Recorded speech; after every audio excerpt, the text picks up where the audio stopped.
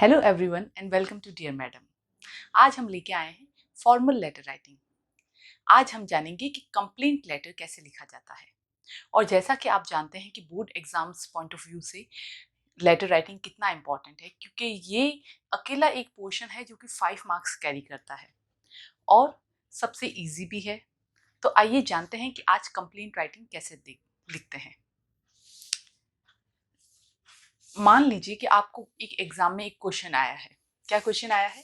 Right in application to the chairman. आपको chairman को application लिखनी है। किस डिपार्टमेंट के चेयरमैन को? Municipal corporation.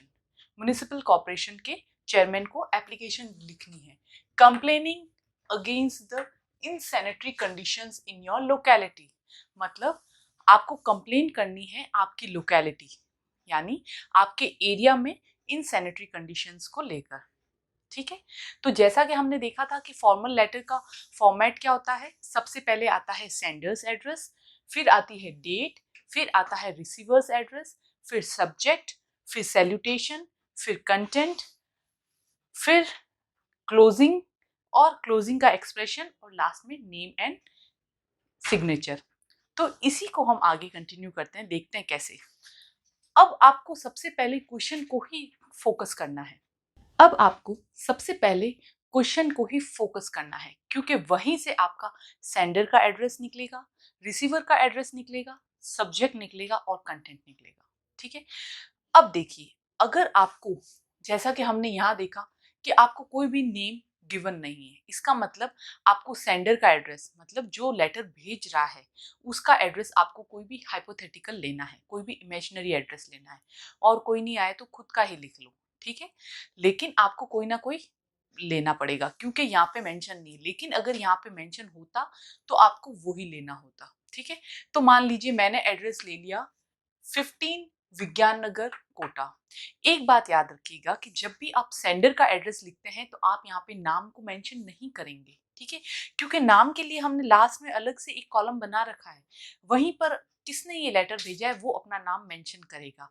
लेकिन अभी आप नाम मेंशन नहीं करेंगे, आप सिर्फ एक इमेजिनरी एड्रेस ले लीजिए अगर आपको गिवन नहीं है। एड्रेस 3 लाइन से ज्यादा नहीं होना चाहिए। बेस्ट है अगर 2 लाइन में कंप्लीट हो जाता है तो, लेकिन 3 से ज्यादा नहीं होना चाहिए। और 1 लाइन में भी कंप्लीट नहीं होना चाहिए। ऐसा नहीं कि आपने एक ही लाइन में पूरा 15 विज्ञान नगर कोटा डाल के दी एंड कर दिया, नहीं, ये भी नहीं होना चाहिए। 2 लाइन या 3 लाइन। अब देखिए, मैंने यहाँ पे एड्रेस क्योंकि मेंशन नहीं था तो मैंने यहाँ पे एड्रेस ले लिया है 15 विज्ञान नगर कोटा। उसके बाद आपको एक लाइन का गैप देना है, आपको डेट लिखनी है। डेट लिखने का फॉर्मेट यही रहेगा। फिर आपको एक लाइन का गैप देना है, और अब आपको लिखना है रिसीवर का एड्रेस। याद रखिए, रिसीवर का एड्रेस जब भी लिखेंगे सबसे पहले आप लिखेंगे उसकी पोस्ट। पोस्ट आपको हमेशा लेटर में गिवन होगी। जैसे आपको लेटर लिखना है किसको? टू द चेयरमैन, वहीं पर यहाँ पे हो सकता था to the principal, to the editor, कुछ भी हो सकता था। कंप्लेंट लेटर किसी को भी हो सकता है, लेकिन यहाँ पे आपको म्युनिसिपल कॉर्पोरेशन को लिखना है तो सबसे पहले आपको गिवन है पोस्ट। आपने पोस्ट लिखी, पोस्ट के बाद आप लिखोगे कि उस आदमी का डिपार्टमेंट कौन सा है। कौन से डिपार्टमेंट के चेयरमैन को आप लिख रहे हो? इलेक्ट्रिसिटी डिपार्टमेंट या म्युनिसिपल डिपार्टमेंट या वॉटेवर, पीडब्ल्यूडी डिपार्टमेंट, अलग अलग। यहाँ पे आपको गिवन है किसके का, म्युनिसिपल कॉर्पोरेशन वाले डिपार्टमेंट के चेयरमैन को आपको लेटर लिखना है। आपने लिख दिया। अब इतना सा कॉमन सेंस आपको यूज करना है, क्योंकि आपको क्वेश्चन में गिवन है कि इनसैनिटरी कंडीशंस इन योर लोकेलिटी। आपकी लोकेलिटी में इनसैनिटरी प्रॉब्लम्स आ रही है, इसके लिए आपको आपके म्युनिसिपल कॉर्पोरेशन के चेयरमैन को लेटर लिखना है। तो ये गड़बड़ आप मत कर देना कि आपने यहाँ पे तो एड्रेस लिख दिया कोटा का और यहाँ पे आप लेटर में म्युनिसिपल कॉर्पोरेशन डाल रहे हैं उदयपुर के। नहीं, ये नहीं होना चाहिए, क्योंकि आप जिस कॉलोनी में रह रहे हैं उसी कॉलोनी के तो म्युनिसिपल कॉर्पोरेशन वाले को आप ये लेटर लिखेंगे। तो ये थोड़ा सा कॉमन सेंस आप खुद अपना इस्तेमाल कीजिए। और लेटर्स में क्या जगह फिक्स करेंगे? सेंडर और रिसीवर्स लेटर के लोकेलिटी का एड्रेस आप जरूर चेक कीजिए कि अगर आप सेंडर, अगर आप कोटा के हैं तो आपका लेटर जो है वो रिसीव भी कोटा के ही म्युनिसिपल कॉर्पोरेशन को हो रहा है। ठीक है, फिर आता है हमारा मोस्ट इंपॉर्टेंट सब्जेक्ट। सब्जेक्ट में आपको मैक्सिमम 4 to 6 वर्ड्स लेने हैं।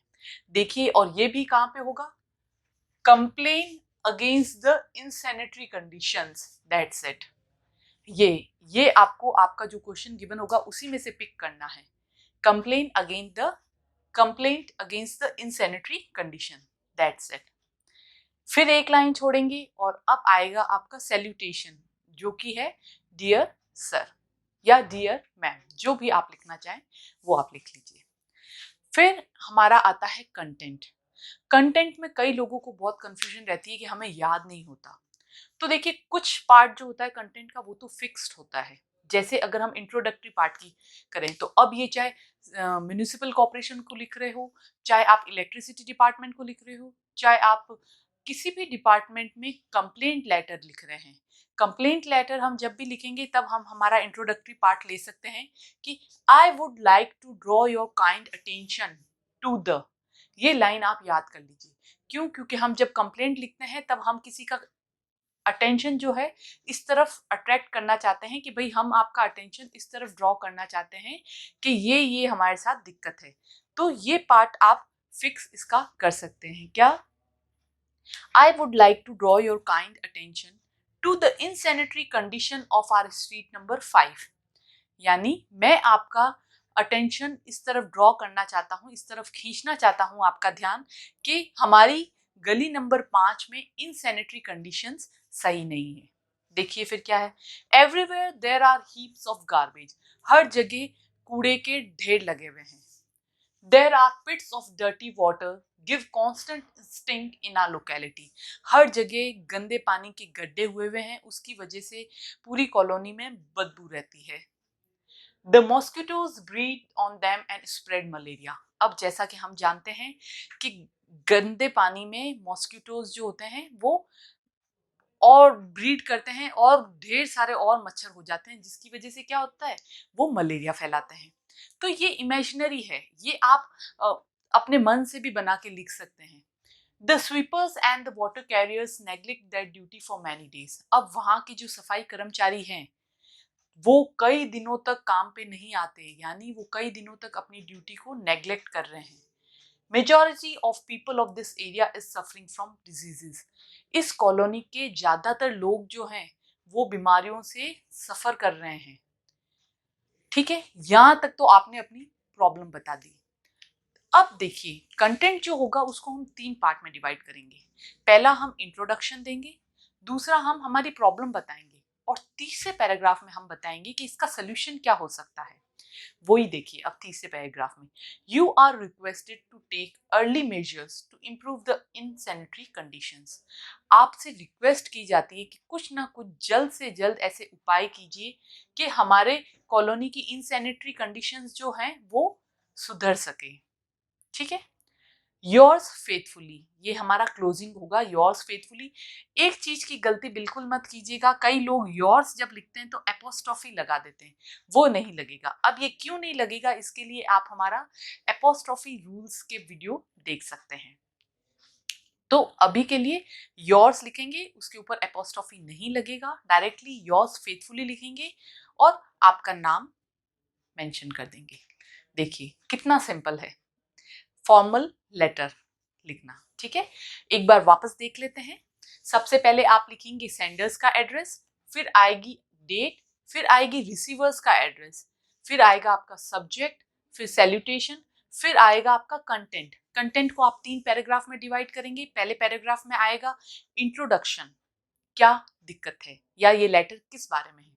दूसरी आएगी आपकी प्रॉब्लम, दूसरा पैराग्राफ कवर करेगा कि आपकी प्रॉब्लम क्या है, और तीसरा पैराग्राफ कवर करेगा कि आप इसका क्या सोल्यूशन प्रेजेंट करते हैं, और लास्ट में आएगा आपका योर्स फेथफुली और आपका नाम और साइन। ठीक है, तो ये था फॉर्मल लेटर राइटिंग। आपको ये वीडियो कैसा लगा हमारे कमेंट बॉक्स में लिख के बताइए, हमारे कमेंट बॉक्स में ज़रूर लिख के बताइएगा।